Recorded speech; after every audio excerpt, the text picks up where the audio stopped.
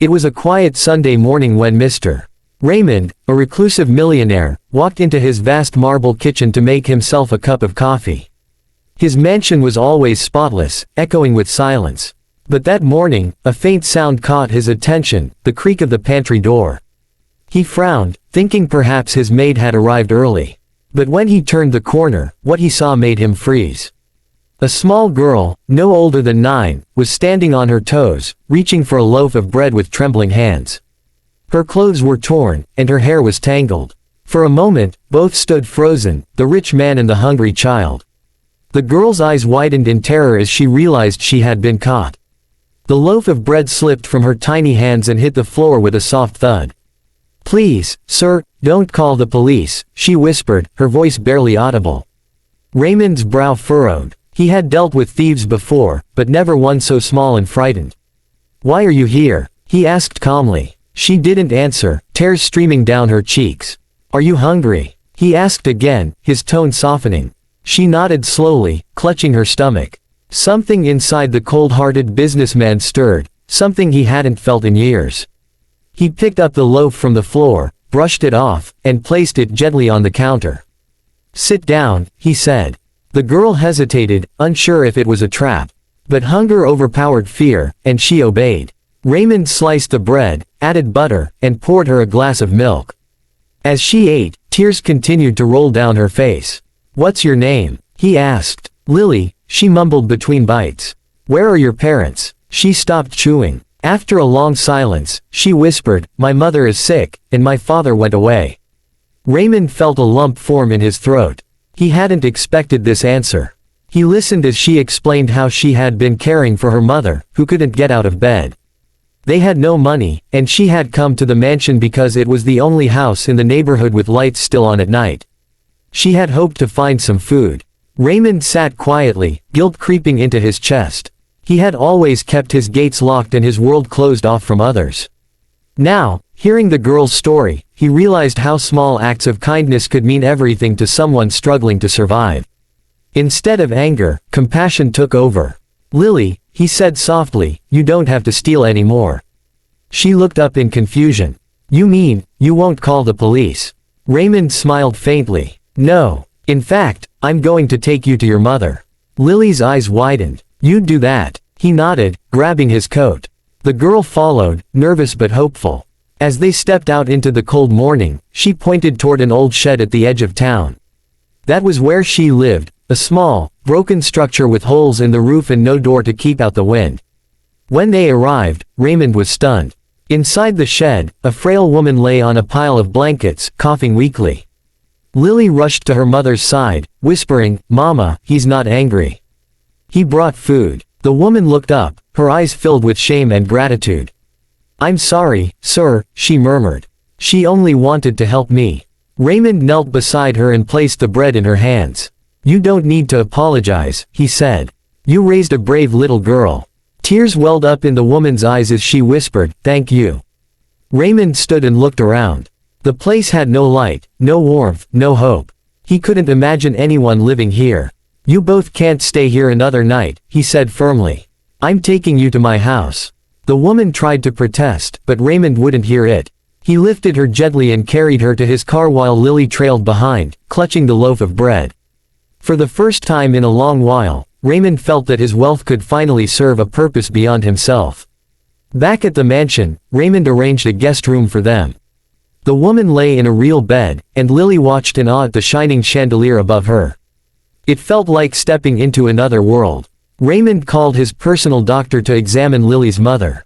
Hours later, the doctor reported that she was severely malnourished but treatable. Relief washed over Lily's face. "She'll be okay?" she asked. Raymond smiled. "Yes, she will." That night, Lily slept peacefully for the first time in weeks, under a warm blanket, safe from the cold.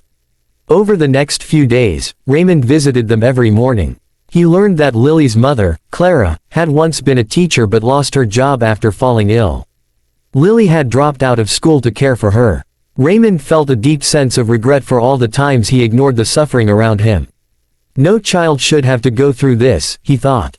He made a silent promise to himself: he would change their lives, no matter what it took. He hired a nurse for Clara and made sure she received proper treatment. He also arranged new clothes and toys for Lily. But when he offered her the gifts, she shook her head shyly. "I don't need toys, sir. I just want my mom to get better." Her words hit him like a wave. All his money, all his possessions, none had ever brought him such pure truth. He realized then that kindness wasn't about charity, it was about love. Weeks passed, and Clara began to recover. Her face regained color, and she could sit up without help. One morning, she asked Raymond, "Why did you help us? You didn't even know us." Raymond looked out the window and said quietly, "Because once, I needed help too. And no one came." His voice trembled slightly. Clara didn't ask more, she could see the pain behind his eyes. Sometimes, the richest people carry the deepest scars. Lily started helping in the kitchen, where the same bread she once tried to steal was now freely given to her every morning. The staff adored her. She laughed often, and her joy filled the mansion with warmth it had never known before. Raymond found himself smiling more, feeling something he hadn't felt in years: family. One afternoon, Raymond drove them to a nearby school. "Lily," he said, "it's time for you to study again." She hesitated. "But what about Mama? I'll take care of her," he promised. Her eyes lit up with excitement. She hugged him tightly, a small gesture that melted his heart completely. He realized that saving one child's future could change an entire life's meaning. Months turned into a year. Lily excelled in school, and Clara fully recovered. Raymond became a frequent visitor to the school, often bringing books and sponsoring other children who needed help. People began to notice the once cold businessman had changed. When asked what caused it, he always smiled and said, "A loaf of bread." The story spread across the town, the tale of the millionaire who caught a thief and chose kindness instead of punishment. Parents told their children about it as a bedtime story, and neighbors looked at Raymond's mansion differently, not as a fortress of wealth, but as a beacon of hope. One day, Lily stood before Raymond with a certificate in her hand. "I got the top marks in my class," she said proudly. Raymond's eyes glistened. "I knew you would," he said softly. "You have a brave heart." She grinned and replied, "You gave me a chance." Those words stayed with him long after. Clara later returned to teaching, with Raymond's help. She became a teacher at the same school Lily attended. Every day, they passed the old bakery where Lily once dreamed of having bread without stealing it. Now, they could buy as much as they wanted, but they never forgot the night that changed everything. Raymond often reflected on that moment, how a scared little girl had broken into his kitchen and, without knowing it, broken the walls around his heart. He realized that true wealth wasn't measured in money, but in how many lives one could touch with it. He established a foundation in Lily's name to help children in need.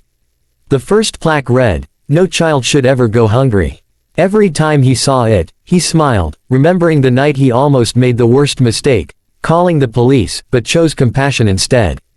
Years later, Lily grew up to become a successful woman, a social worker dedicated to helping families like hers. She often visited Raymond, who had grown older but happier. "You saved me," she'd say. He'd laugh and reply, "No, Lily, you saved me." As time passed, Raymond's mansion no longer felt empty. Laughter filled its halls, and warmth filled his heart. When he looked at Lily and Clara, he saw not strangers, but the family he never had. His life had come full circle, from loneliness to love, from greed to giving. One evening, as the sun set behind the hills, Raymond sat on the porch with Lily and Clara. The air was calm, and birds sang softly in the distance. "You know," he said, "that loaf of bread was the best investment I ever made." They laughed together, and the sound echoed through the golden light of dusk. Lily reached for his hand and said, "You taught me something, Mr.